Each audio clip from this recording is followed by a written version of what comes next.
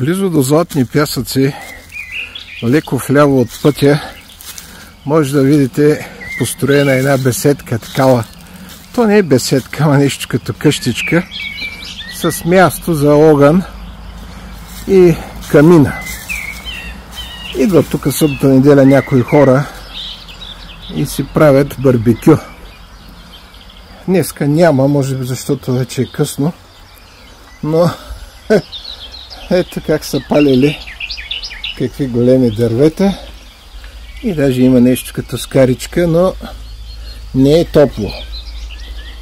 Има масички, пейки и бих казал много чисто. Има и табелка да пазим беседката. Според сезона, сега март-април, може да се наберем кукичета и минзухари. Чудно хубаво място.